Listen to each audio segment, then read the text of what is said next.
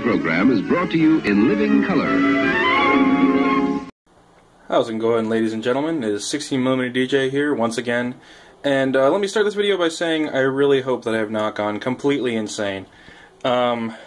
This is a Brunswick cabinet phonograph, as you can tell. I got this at an antique store in Bellingham. I live in Bellingham right now, and there are many antique stores in the area. And I just happened to find this phonograph inside there. I've been looking for one, or I should say I've wanted one since I was basically age 10, probably age 9 actually. And this one seemed to have an okay price point, and I worked with the owner of the antique mall, and I got it down to almost half the listed price. So I'm proud of myself there. The machine itself is not in fantastic condition, I will say. The motor is still strong, it appears to be. It probably needs some lubrication and some maintenance and whatnot. It is very dusty, as you can tell. The motor is actually strong enough to push away from the brake, which will probably need to be replaced. A lot of the things on this phonograph need to be replaced. The piano spring in the back is cracked on this side. This mechanism, the lift mechanism, still seems to be strong, so I'm going to leave that alone. This needs to be polished. I believe it's nickel on the outside. Brunswick Phonographs are notoriously hard to find information about. They were basically an early competitor with Victor and Columbia, or I guess maybe Columbia, probably Edison is more likely. And they had a unique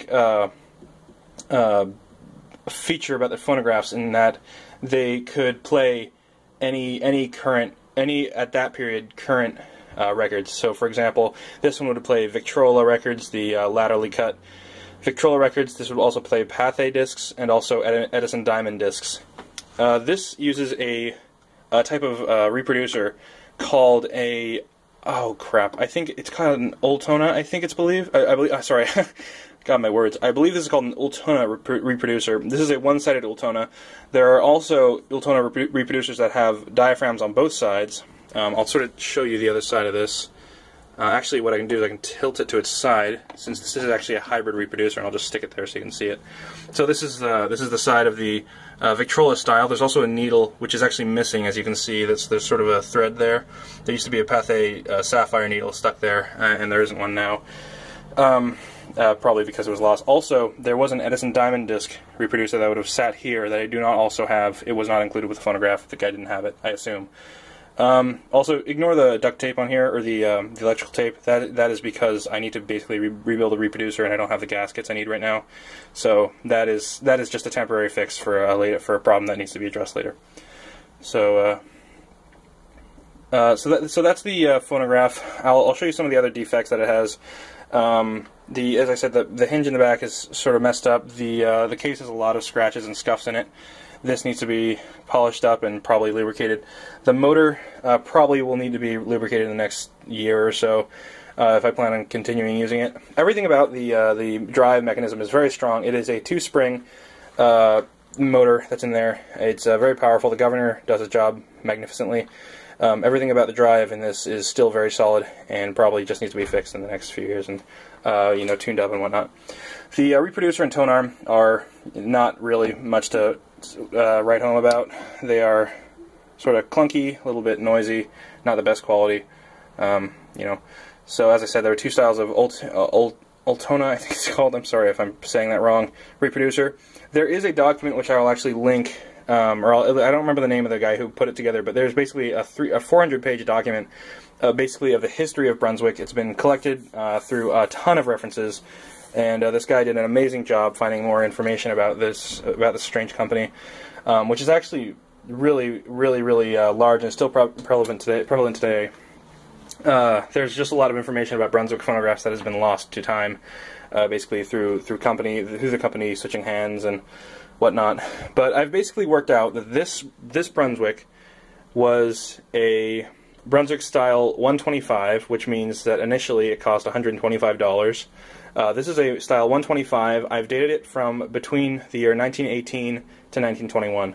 The reason I've dated it between those two dates is because the Ultona reproducer was introduced in 1918, and by 1921 they had changed to an oval style horn. So that's why I've dated this machine to that period. As of course, if one of my watchers happen to know more about Brunswick, please feel free to tell me in the comments. I'd love to hear more history about this company and the machines they produce. So this was a mid-range phonograph that was in its time.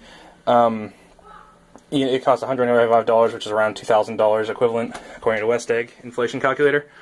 And I can sort of show you some dimensions. I know that the dimensions from side to side and front to back are about 24 inches square. So the corners here are 24 inches. Back there is also 24 inches, approximately. It's probably a little bit more, maybe a little less. There are some crackings in the front grille, as you can see. Those will need to be fixed at some point. It's also very dusty. And also the material that was in there originally is gone, so maybe I can find something and reattach it to the back of that. Other than that, it's a really strong playing machine. I guess I went over the reproducer. I'm committing one of the cardinal sins of antique phonographs by using a needle that I just found that was in one of these cups or lying around the bottom. I took out the motor and investigated it to see how lubricated it was and how much it needed some oil, and it seems to be pretty okay, but lining the inside of the cabinet, there's a bunch of little needles sprayed around. So what I've done is I've picked a needle from that collection that I found, the really dirty ones that were swimming around in oil, and I've looked at them to see if I can find a surface, see if the surface was ground down by records being played, and that one appears to be pretty sharp and doesn't reflect light at any weird angles. So hopefully this one won't damage this record that I'm about to play too much. So what I've got here is I've got a bunch of old records, some electronically recorded, some acoustically recorded. I've got this one though. I think this is the one. Yeah. So this is a early Victor pressing. This is a, well, I guess not early, but it is a Victor pressing from 1915, Kohala March. And I'm going to play it for you. This is Victor record number 17710, if you can see that there. Quality's not great, I apologize for that. But that is the record. I'm sorry everything's a little washed out, maybe I can edit that in post, but I should have wound it up enough to give it a good play. And it's an old steel needle that may have been used before, but hopefully it won't damage it too much. And I hope you enjoy Kohala March on a Brunswick Style 125.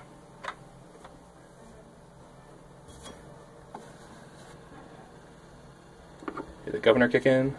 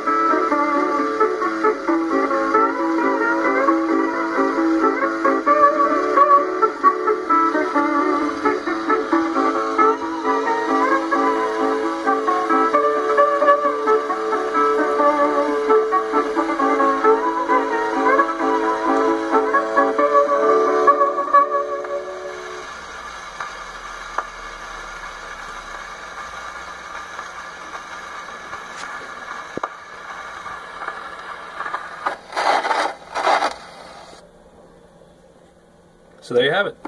It doesn't appear that I've had the auto stop calibrated correctly, but normally that little lever would hit it.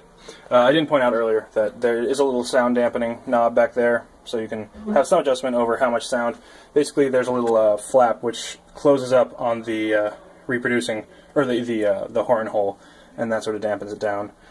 So there you have it. That is the Brunswick Style 125, and that was, what was it, Kohala March, pressed in 1915. So I hope you guys enjoyed that, and this will be a project that I'll be working on for a long period of time, probably over the summer and whatnot.